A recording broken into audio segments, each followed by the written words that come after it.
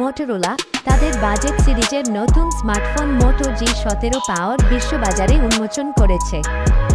এটি মূলত দীর্ঘস্থায়ী ব্যাটারি এবং ক্লিন অ্যান্ড্রয়েড অভিজ্ঞতার জন্য তৈরি করা হয়েছে। বাংলাদেশের বাজারে ফোনটির বর্তমান অবস্থা এবং বৈশিষ্ট্যগুলো নিচে দেওয়া হলো। বাংলাদেশের সম্ভাব্য দাম ও প্রাপ্যতা। বাংলাদেশের বাজারে ফোনটি এখনও অফিসিয়ালি লঞ্চ হয়নি, তবে বিভিন্ন আমদানিকারক শপে এটি পাওয়া যেতে পারে। সম্ভাব্য দাম 15,000 থেকে 17,000 টাকার মধ্যে হতে পারে। মডেল সাধারণত 8-এর 128 জিবি বা 8-এর 256 জিবি ভেরিয়েন্ট বেশি দেখা যায়। হাতুড়ি এবং রেঞ্জ। প্রধান স্পেসিফিকেশনস ফিচার বিস্তারিত display 6.72 inch full HD plus LCD, 90 hertz refresh rate, 1050 nits brightness. Processor MediaTek Helio G81 extreme, 12 nanometer. RAM ও স্টোরেজ 4 জিবি, 8 জিবি র্যাম এবং 128 জিবি, 256 জিবি স্টোরেজ। পেছনের camera 50 megapixel Sony LYT 600 plus 5 megapixel ultra wide selfie camera.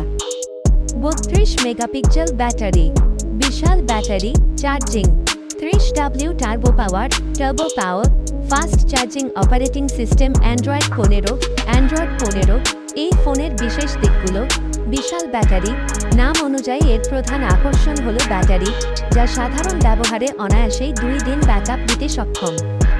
Camera এই বাজেটে তারা 50 megapixel Sony LYTIA600 sensor ব্যবহার করেছে, যা দিনের আলোতে বেশ ভালো ছবি তুলতে পারে।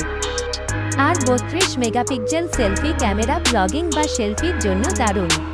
বিল্ড কোয়ালিটি ফোনের পেছনে ভিগান লেদার ফিনিশ দেওয়া হয়েছে, যা ফোনটিকে প্রিমিয়াম লুক দেয় এবং হাতে ধরলে স্লিপ করে না। অডিও ও সুরক্ষা এতে ডলবি অ্যাটমস সমর্থিত স্টেরিও স্পিকার আছে এবং এটি ধুলো ও পানি থেকে সুরক্ষার জন্য IP64 রেটিং প্রাপ্ত। কিছু সীমাবদ্ধতা: এটি একটি 4G ফোন, এতে 5G সাপোর্ট নেই। গেমিং করার জন্য এটি খুব শক্তিশালী নয়। পাবজি বা ফ্রি ফায়ারের মতো গেমগুলো লো মিডিয়াম সেটিংসে খেলতে হবে। আপনি কি ব্যাটারি ব্যাকআপকে বেশি গুরুত্ব দেন নাকি গেমিং পারফরম্যান্সকে? জানালে আমি এই বাজেটে এর চেয়ে ভালো বিকল্প আছে কিনা তা বলতে পারবো।